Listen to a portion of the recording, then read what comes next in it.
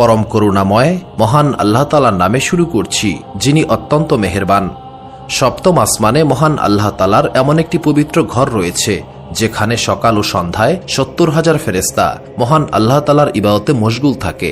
যেইভাবে মহান আল্লাহ তাআলা সমগ্র দুনিয়ার সব মানুষের জন্য কাবা শরীফ সৃষ্টি করেছেন এবং প্রতিটি মুসলিম বান্দা কাবা শরীফের দিকে মুখ করে মহান আল্লাহ তাআলার ইবাদত করে, ঠিক তেমনি মহান আল্লাহ তাআলা সপ্তম আসমানেও ফেরেশতাদের জন্য একটি পবিত্র ঘরের সৃষ্টি করেছেন, যেটিকে বাইতুল মামুর বলা হয়।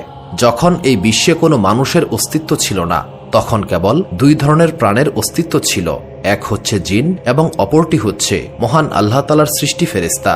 মহান আল্লাহ তাআলার সৃষ্টি এই দুই মাখলুক তখন মহান আল্লাহ তাআলার ইবাদত করত। ফেরেশতাদের ইবাদতের জন্য মহান আল্লাহ তাআলা সপ্তম আসমানে বাইতুল মামুর তৈরি করে দেন।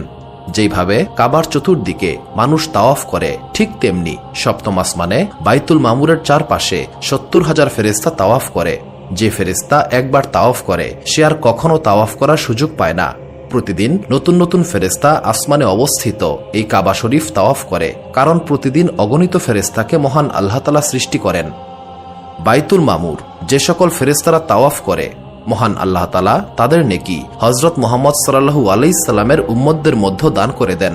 বাইতুল মামুর সম্পর্কে মহান আল্লাহ তাআলা পবিত্র কোরআনে উল্লেখ করেছেন। এই ব্যাপারে নবী করিম সাল্লাল্লাহু আলাইহি সাল্লাম তার হাদিসও বর্ণনা করেছেন। এমনকি বাইতুল মামুর সম্পর্কিত হাদিস মিরাজ শরীফেও বর্ণিত হয়েছে। হযরত মুহাম্মদ সাল্লাল্লাহু আলাইহি সাল্লাম যখন মিরাজের রাতে সপ্তম আসমানে প্রবেশ করেন, তখন তিনি দেখতে পান হযরত ইব্রাহিম আলাইহিস সালাম বাইতুল মামুরের প্রাচীরে হেলান দিয়ে বসে আছেন। হযরত ইব্রাহিম আলাইহিস সালাম দুনিয়ার কাবা ঘর তৈরি করেছিলেন, তাই তাকে পুরস্কার হিসেবে মহান আল্লাহ তাআলা আসমানের কাবা শরীফের সঙ্গেও সম্পর্ক তৈরি করে দেন। বাইতুল মামুর দেখার পর নবী করিম সাল্লাল্লাহু আলাইহি সাল্লাম হযরত জিব্রাইল আলাইহিস সালামকে বাইতুল মামুর সম্পর্কে প্রশ্ন করলেন। তখন হযরত জিব্রাইল আলাইহিস সালাম উত্তর দিলেন, ইয়া রাসূলুল্লাহ সাল্লাল্লাহু আলাইহি সাল্লাম, দুনিয়াতে মহান আল্লাহ তাআলা যেমন কাবা শরীফ সৃষ্টি করেছেন, তেমনি এখানেও মহান আল্লাহ তাআলা বাইতুল মামুর সৃষ্টি করেছেন। এখানে প্রতিদিন ৭০,০০০ ফেরেশতা সকাল ও সন্ধ্যায় তাওয়াফ করে এবং মহান আল্লাহ তাআলার ইবাদতে মশগুল থাকে। তবে যে সকল ফেরেশতা এখানে একবার তাওয়াফ করে, তারা আর কখনো জীবনোদ্দশায় এখানে তাওয়াফ করতে পারে না। নবী করিম সাল্লাল্লাহু আলাইহি সাল্লাম দেখলেন বাইতুল মামুরের ভেতরে বেশ কয়েকজন ফেরেশতা ইবাদত করছে, কয়েকজন ফেরেশতা রুকুরত অবস্থায় ইবাদত করছে, কয়েকজন ফেরেশতা সিজদারত অবস্থায় ইবাদত করছে এবং কিছু সংখ্যক ফেরেশতা বৈঠকে বসে মহান আল্লাহ তাআলার ইবাদত করছে। রাসূলুল্লাহ সাল্লাল্লাহু আলাইহি সাল্লাম জিব্রাইল আলাইহিস সালামকে জিজ্ঞাসা করলেন, এরা এভাবে কি করছে?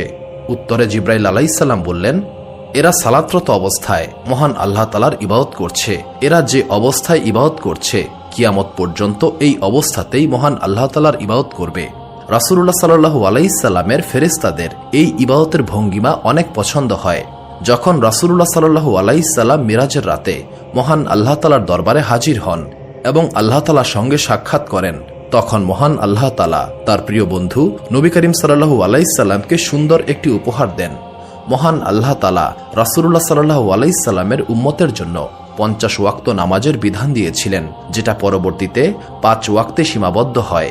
এই ৫ ওয়াক্ত নামাজের মধ্যে মহান আল্লাহ তাআলা বাইতুল মামুরে ইবাদতরত ফেরেশতাদের ইবাদতের ভঙ্গিমাকেও যুক্ত করে দেন, যেটা নবী করিম সাল্লাল্লাহু আলাইহি সাল্লাম অনেক পছন্দ করেছিলেন। যখন আমরা নামাজ পড়ি, তখন নামাজরত অবস্থায় কিয়াম করি, রুকু করি, সিজদা করি, বৈঠকও করি। এক নামাজের মধ্যেই আমরা ফেরেশতাদের করা সব ইবাদত করি। মহান আল্লাহ তাআলা ফেরেশতাদের ইবাদতের সকল সওয়াব মুসলিমদের মধ্যে বন্টন করে দিয়েছেন। এখন প্রশ্ন হচ্ছে, এই বাইতুল মামুরের ইমাম এবং মুয়াজ্জিন কে? হযরত আলী রাদিয়াল্লাহু তাআলা আনহু বলেছেন, বাইতুল মামুরের মুয়াজ্জিন হচ্ছে হযরত মিকাইল আলাইহিস সালাম এবং জিব্রাইল আলাইহিস সালাম হচ্ছে এর ইমাম। হযরত মিকাইল আলাইহিস সালাম আজান দেন এবং হযরত জিব্রাইল আলাইহিস সালাম ইমামতি করেন এবং বাইতুল মামুরের ফেরেশতাদের নামাজ পড়ান।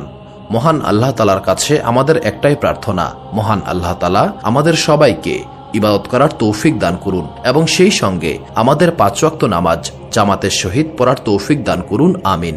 সুপ্রিয় দর্শক মণ্ডলী, প্রতিদিন নতুন নতুন ভিডিও পেতে আমাদের চ্যানেলটি অবশ্যই সাবস্ক্রাইব করুন এবং পাশে থাকা বেল আইকনটি প্রেস করতে অবশ্যই ভুলবেন না এবং সেই সাথে আপনার যে কোনো মতামত আমাদের জানাতে আমাদের ভিডিওতে অবশ্যই কমেন্ট করুন।